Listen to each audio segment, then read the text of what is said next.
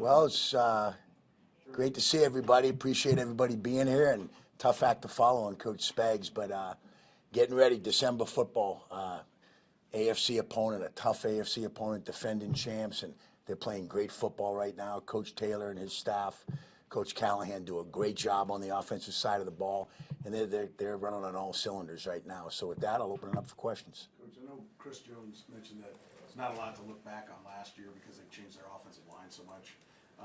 I'm curious, is there something for you to look back on it, or is it all just this year's tape of Cincinnati when you prepare your guys, your unit?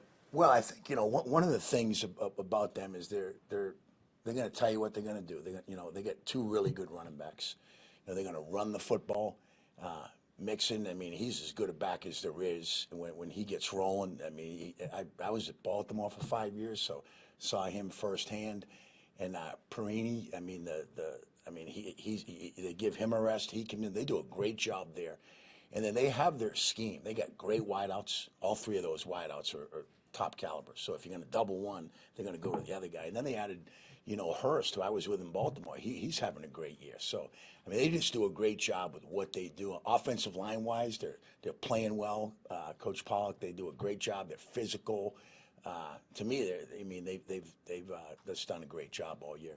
Just to be specific, though, I mean, those two games last year were big ones here. I know you weren't here, but it's a big moment. Like, do those two games that the Chiefs played last year against the Bengals, are they a big part of what you're doing to prepare, or does it not really apply to what they're doing this year with the people they have this year? Well, obviously each year is different, but I mean, they know us pretty well, and I think we know them pretty well, and it's just going to be a great football game.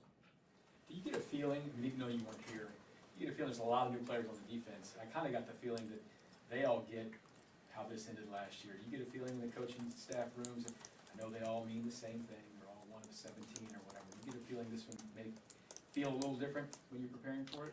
Well, I would just say this. I mean, they took an opportunity away to go to the Super Bowl, and they earned that. And I just think, every game is different. Every year is different. It's an opportunity for us in December to get where we want to go, and they're in our way right now. They're a heck of a football team. We're going to give them everything we have. One of the things that Coach Spags mentioned was Burrow does a very good job of protecting the ball. And he gets sacked a bunch, but doesn't fumble the ball. Any techniques or anything you can try to use against him to get the ball out when you get to him? I've played him a couple of times. He's bigger than you think. He's a great quarterback. He can make all the throws, and to me, he's an old-style gunslinger. He's going to stay in that pocket, not going to shy away from getting the hits, and he's going to step right up into the teeth of the rush. And he does. He does a great job of corralling the football and kind of slides on through, and he can win with his legs as well. But I have a lot of respect for him. I'll tell you this now. He's a heck of a player. Coach, you mentioned Chris Jones potentially having a career year in camp, and he has had a great year. And then yesterday he credited you and Terry with helping him to kind of get there. What do you make of that and him saying, he's been the difference for me in this season? Well, I think, one thing, Chris has been a great football player, since he's gotten into the league. And I think, he's had great years in the past. And I just think it was just to get to the next step. The work that he's put in has been phenomenal. He's put a lot of work in, not only in the off season, but what we went through in training camp. And, he's right. My assistant defensive line coach, Terry Braden, does a phenomenal job. He will be a full-time defensive line coach in this league. And Chris was right on about that. But he's put the work in. And when you put the work in, usually the results happen. How much of what he does, I mean, everyone in the league is a physical freak. I don't know if I don't want the wrong word. I mean, he's obviously, everyone's got to be athletic. But is he another level up, whether it's strength, the quickness, or the combination of length and everything? Is there a physical part to it that you just can't teach? I mean, he and Mike Dana walk into a room, they look pretty different, right? Well, you just hit it right on the head. He has a lot of things I can't coach. So he's 6'6", 300 pounds, runs well, he's athletic, he has flexibility. And the thing that like I said this before, standing up here, I've been impressed with Chris playing the run, not only just getting after the quarterback, but being physical on the double teams, hustling downfield, making plays. In the Charger game a couple weeks ago, there was an out. He's running downfield, making the play.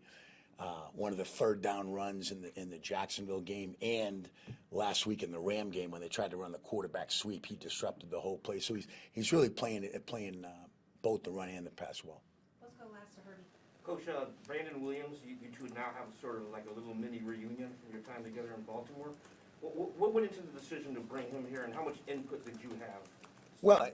Well, first, Brandon was a heck of a player. I was with him 5 years in Baltimore. He's from this part of the country. Went to school here.